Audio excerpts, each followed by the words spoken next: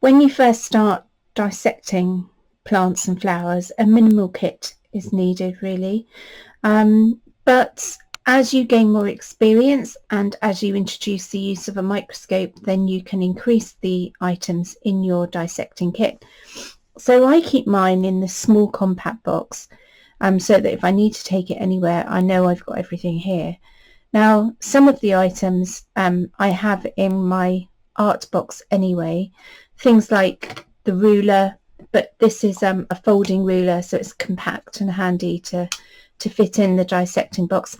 And also I keep a spare pair of dividers in the box as well, so that if I take my dissection box but I forget my main pair of dividers, I know I've got a spare pair as backup here. Now, cutting implements.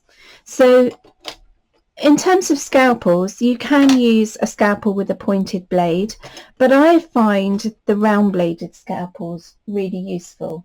You can just see them here. So this is a disposable scalpel handle and blade, and this is a small round bladed scalpel, but you can also get larger round bladed scalpels too. And I like using those because I find, whether it's the way I use them, but I find I'm less likely to tear the petals and the sepals and other parts of the flower when I'm cutting it. So they're my two main scalpels that I have in my kit. In terms of other cutting implements, these one-sided blades I find extremely useful, and these I actually purchased from a company that do oven cleaning products. So they basically mount these blades in a handle and use them for cleaning ovens. But the great thing about them is because they have a folded piece of metal over one side, it protects your fingers, and then very sharp blade, cutting blade this side. They're particularly useful if you're cutting quite sort of thick specimens. So whether that be an ovary, it could be a thick stem, it could be a fruit such as a rose hip. So they're extremely useful when you want almost like a guillotine cutting movement. So when you want to press down on a larger specimen, and it will give a nice clean cut as well. So you're literally pressing down rather than cutting backwards and forwards. And they just come in a handy box, so they stay in there. So that's really the only cutting implements that I have. I also have a couple of pairs of tweezers here, and I prefer the fine tipped tweezers so that they're useful for picking up really tiny specimens if you need to use them for that. But you can also get other form of tweezers as well, so with a wider tip to them. Now, some of these tools came in a dissection kit that comes up in a little fabric roll from Natural History Book Supplies, who also do ecological equipment as well. So you may get a compact dissection kit in a similar format. Other items that come in that dissection kit include dissecting needles and probes, things like this. I did have one with a point on the end and I can't find it. The other type that you can get, which is sometimes quite useful, is one that has a small cutting blade on the end, and I do find that particularly useful at times. And a pair of fine tipped scissors as well.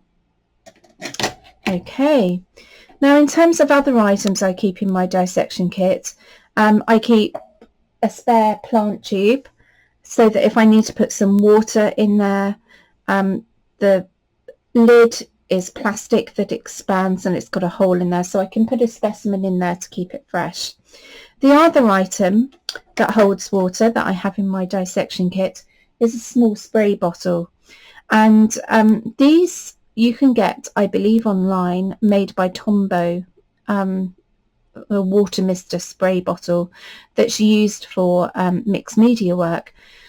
But what I do is I fill it up with water, And then if I have a specimen that I've dissected and it's quite warm weather, it can be useful to mist your specimen to keep them fresh and to prolong them a little bit longer during the dissection process.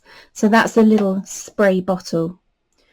Other items, I have a piece of foam here, and it's a high density foam that's used for pinning insect specimens, but you can use a piece of cork or you can use a piece of foam board, and this is particularly useful if you need to pin a specimen open and to keep it in position.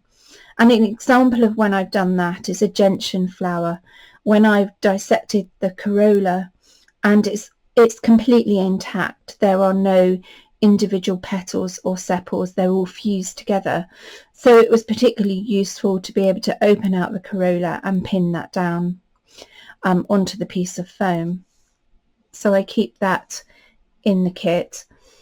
Other items for holding specimens, I have some small petri dishes that I like to use. You can use slightly larger ones, but I find these useful and compact for when I'm traveling and teaching.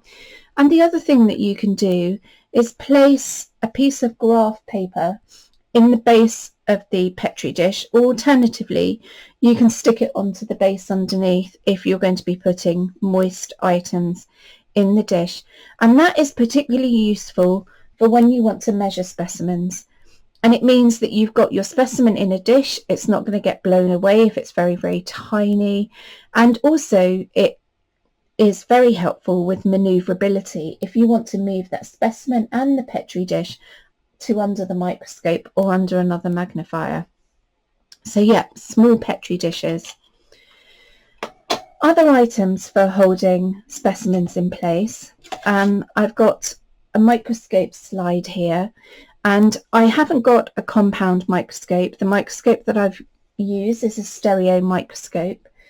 And what I do here is I've attached, you can use sticky double-sided tape, but what I've done is I've attached a piece of sellotape here. See, it's sticky, with two other pieces of sellotape here, but this piece is upside down, and that is very beneficial when you have tiny specimens that are liable to blow away, even if you were just breathing over your work area. So placing your specimens on there keeps them in place, and then you can move this around to where you need to.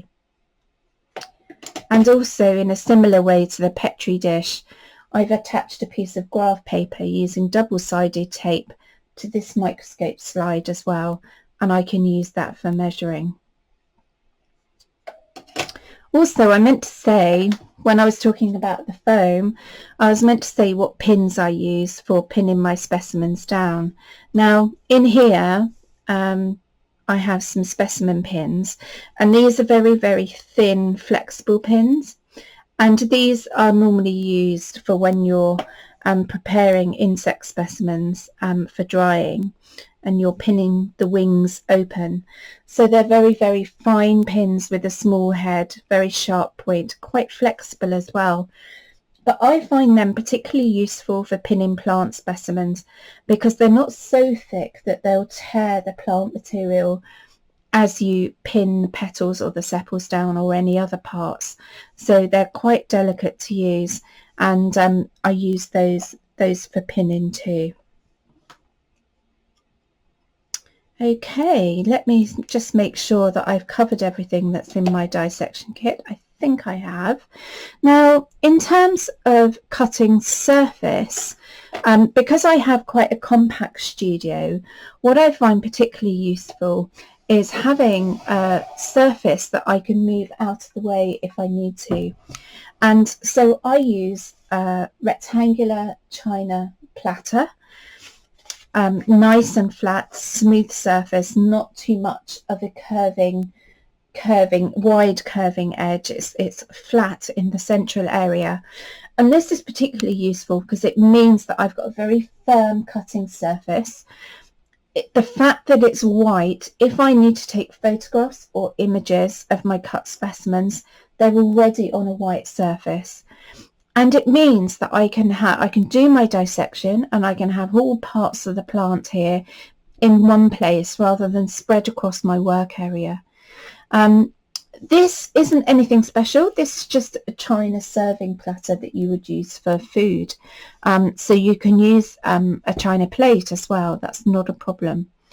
And then it means that I've got a place I can put all my dissection tools and other bits and pieces, small petri dishes.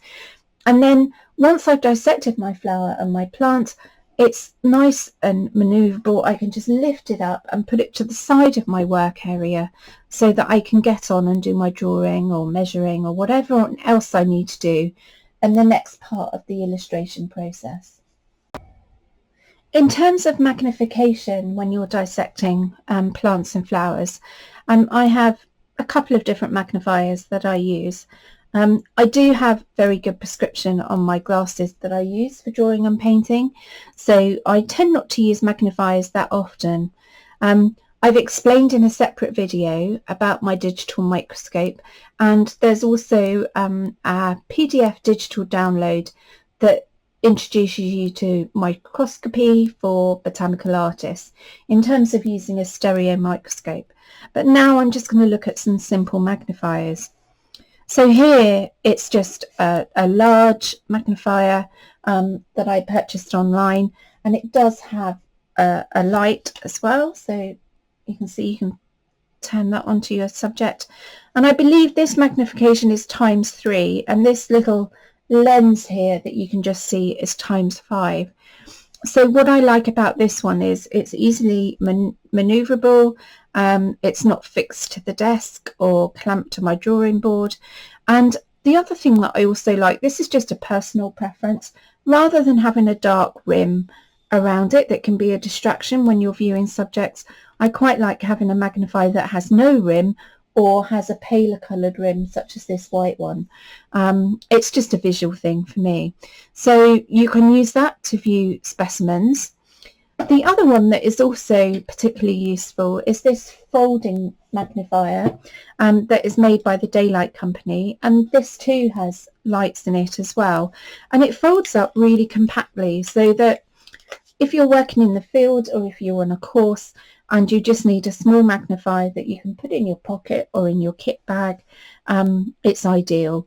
And it opens out like this. But the other thing that you can do, if you bend the arm that way, you can almost use it like a mini microscope. This bit lifts up. If I can just unclip it there, and you've got your magnifier there. And if I just place something underneath it, you can see how that enlarges what you're seeing quite well. I can't remember the magnification of this. It could be ×3. It's not an absolutely huge magnification, but it is ideal. And then what you can do is you can place your specimens on this white base and then view them through the magnifier. And remember what I said, if you've got these little petri dishes, they even fit underneath as well. And the same with the microscope slides as well. And then it has a switch here so that you can switch on a light. Okay. Now the important thing with magnifiers is if you're using them in the studio and your studio is brightly lit, do make sure that when you're not using them that you cover your magnifiers.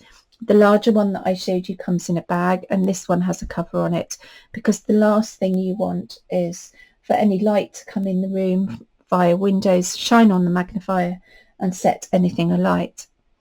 Now, in terms of other magnification, you can use hand lenses, which are used by botanists for plant identification. Now, they're particularly useful, but the one disadvantage that I find with those is that you have to place them very, very close to the specimen itself and then view them through that. So, whereas when I'm working alongside a piece of artwork, I prefer to have a magnifier that I can hold away from my eyes, like this one and like my larger one too.